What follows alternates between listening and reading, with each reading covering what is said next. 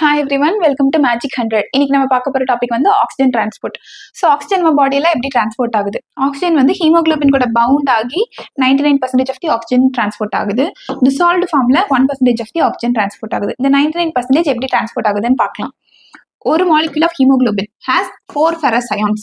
So one molecule of hemoglobin can carry 4 oxygen molecules. இது வந்து 1 molecule of hemoglobin. இது 1 gram of hemoglobin. 1 gram of hemoglobin can carry 1.34 ml of oxygen.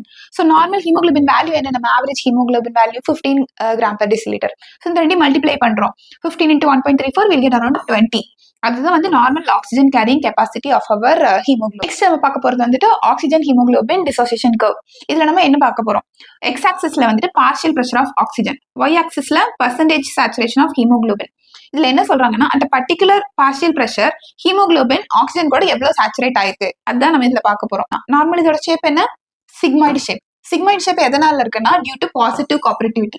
Positive காப்பரேட்டிவிட்டினா என்னன்னா, இப்போ வந்து ஒரு haemoglobin கூட ஒரு ஆக்சிஜன் மாலிக்யூல் பைண்ட் ஆகுது. இது பைண்ட் ஆகிறதுனால அடுத்த மாலிக்யூல் பைண்ட் ஆகிறதுக்கு இது வந்து அஃபினிட்டி இன்க்ரீஸ் பண்ணி கொடுக்கும். இது பேர் தான் வந்து positive cooperativity. So next P50. P50னா என்ன? Partial pressure of oxygen at which the saturation is 50%. இதோட நார்மல் வேல்யூ என்ன? 27. ஸோ லங்ஸ் இல்லைனா alveoli, what's the partial pressure of oxygen? Around 100. What's the saturation? 100. Hemoglobin is fully saturated with 4 molecules of oxygen. In the tissues, what's the partial pressure? 40. 40 is the partial pressure of oxygen in the tissues. And the time, what is the saturation?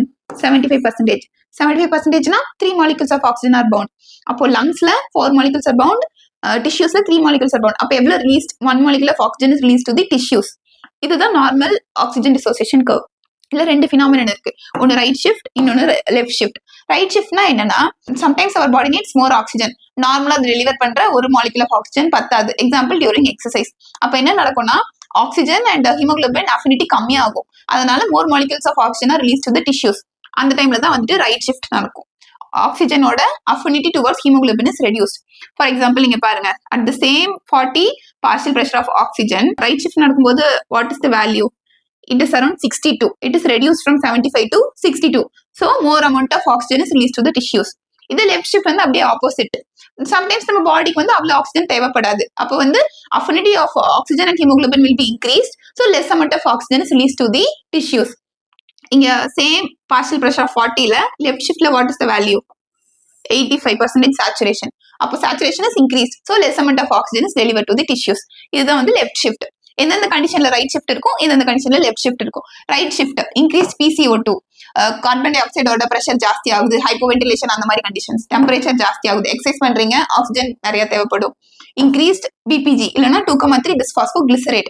பிஸ்பாஸ்போகிளிசரேட் ஜாஸ்தி ஆச்சுன்னா it will bind to the haemoglobin. அப்போ oxygen binding capacity வந்து கம்மியாயிடும்.